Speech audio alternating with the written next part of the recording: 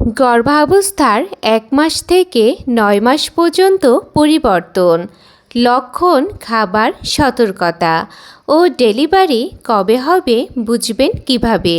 জানুন বিস্তারিত। গর্ভাবস্থা একজন নারীর জীবনের সবচেয়ে গুরুত্বপূর্ণ সময়, কিন্তু এই ৯ মাসে শরীরে কি কি পরিবর্তন শুরু হয়, কোন মাসে কি কি লক্ষণ দেখা যায়, কখন সাবধান হতে হবে এবং ডেলিভারি কবে হবে, এই সব অনেকেই ঠিকভাবে জানেন না।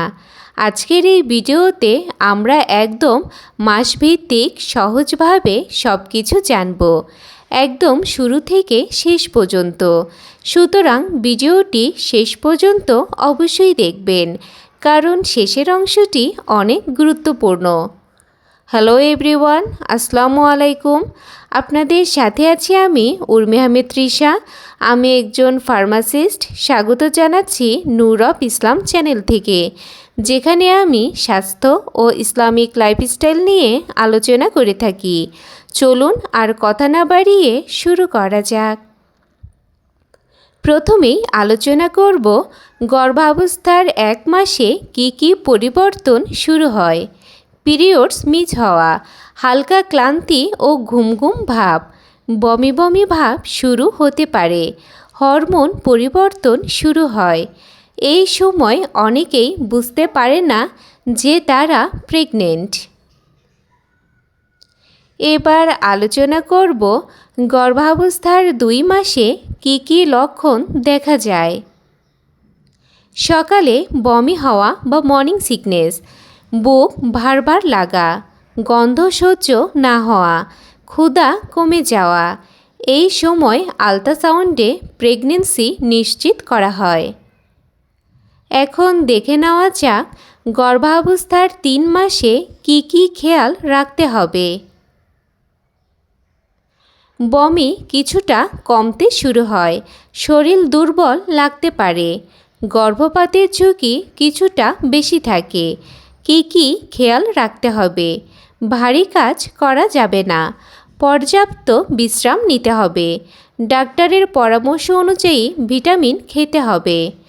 এবার আলোচনা করব গর্ভাবস্থার ৪ মাসে কি কি খাবার খাবেন। পুষ্টিকর খাবার বেশি খেতে হবে, শাকসবজি, ফলমূল, ডিম, মাছ, দুধ। এই সময় থেকে বাচ্চার বৃদ্ধি দ্রুত শুরু হয়।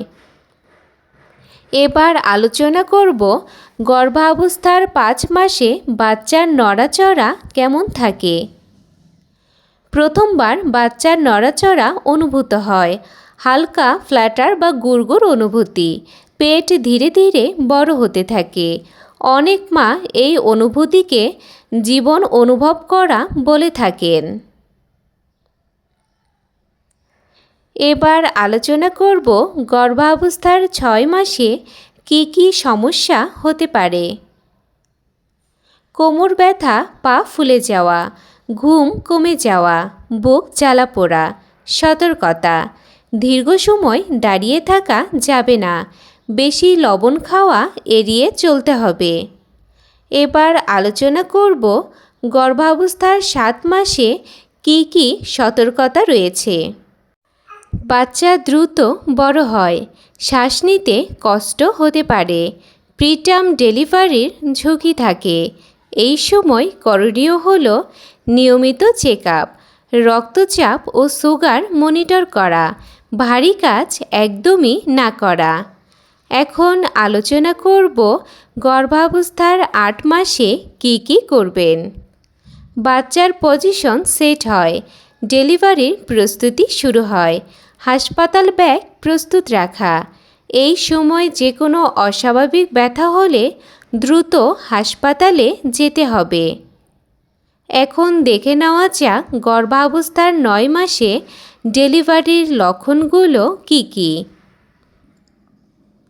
পেটে নিয়মিত ব্যথা শুরু, পানি ভেঙে যাওয়া বা ওয়াটার ব্রেকিং, বারবার কনস্ট্রাকশন আসা, কোমর থেকে তলপেটে চাপ অনুভূত।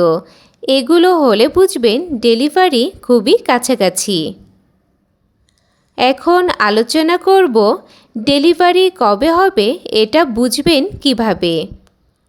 শেষ মাসিক থেকে 40 সপ্তাহ হিসাব করা হয়। আল্ট্রাসাউন্ড রিপোর্ট অনুযায়ী ডেট নির্ধারণ হয়। ব্যথা নিয়মিত ও বাড়তে থাকলে ডেলিভারি শুরু হয়। তবে নির্দিষ্ট দিন সবসময় নিশ্চিতভাবে বলা যায় না, কারণ প্রতিটি প্রেগন্যান্সি আলাদা। গর্ভাবস্থা একটি প্রাকৃতিক ও সুন্দর যাত্রা। এই সময় সঠিক যত্ন, সঠিক খাবার এবং নিয়মিত ডাক্তার চেকআপ খুবই জরুরি। আজকের এই ভিডিওটি যদি আপনাদের উপকারী মনে হয় তাহলে ভিডিওটিতে একটি লাইক দিন। আপনার কোনো প্রশ্ন বা মতামত থাকলে কমেন্টে লিখে জানান।